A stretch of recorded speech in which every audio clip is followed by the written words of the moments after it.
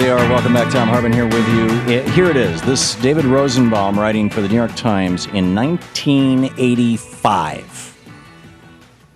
Okay, it's almost 40 years ago. 38 years ago, right? Or is that 28 years? 85, 95, 2050, whatever it is. 1985. I can't do math backwards in my head. 20 years ago, dateline April 16th.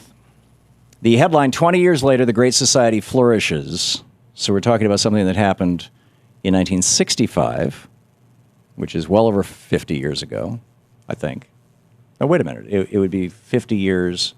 It'll be 50 years. Yeah, it's 47, 8 years. Anyway, 20 years ago, these were the facts of American life, writes David Rosenbaum for the New York Times. Half of all Americans over 65 had no medical insurance, and a third of the aged lived in poverty. More than 90% of the black adults in many southern counties were not registered to vote. Nationwide, at all levels of government, there were only a couple hundred elected black officials. Only a third of the children in our country, 3 to 5 years old, attended nursery school or kindergarten. Only a third. Today, David Rosenbaum writes in 1985 about what it was like in 1965. Everything I just read you was a description of American life in 1965.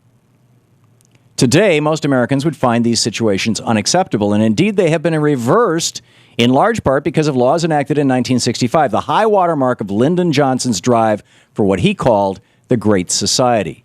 Now, nearly every elderly person is covered by health insurance, and the aged are no poorer than Americans as a whole.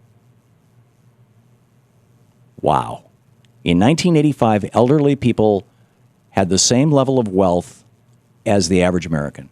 That is no longer the case, by the way. Elderly people are once again poor.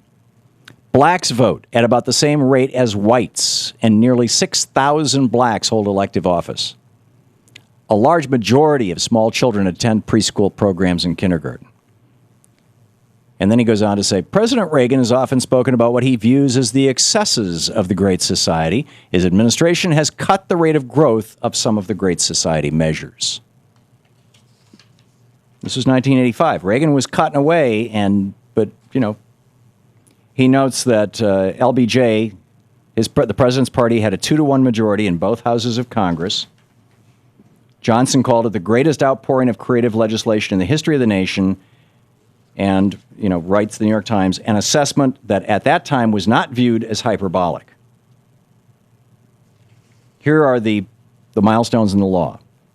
As reported in 1985 about the 1965 law by the New York Times.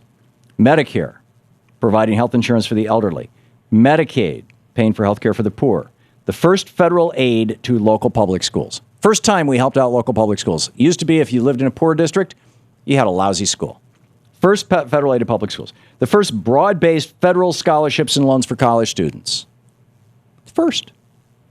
The Voting Rights Act, which has enabled large numbers of blacks to register and vote. Well, the Supreme Court just took care of that, didn't they? Establishment of the National Foundations for the Arts and Humanities, which have brought cultural activities to communities across the country. Rent supplements for poor people.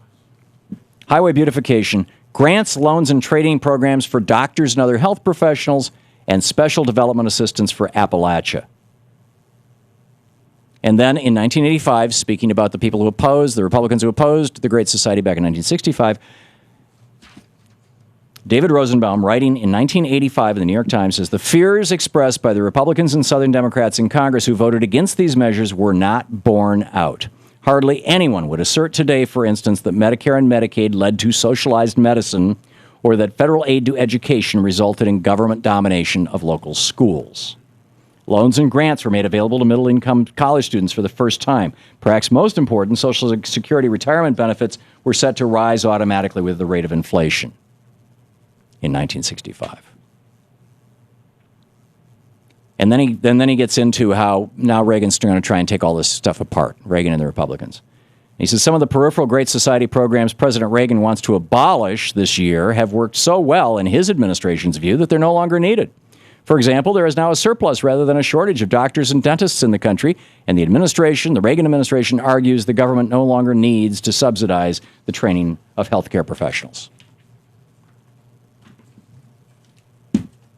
incredible.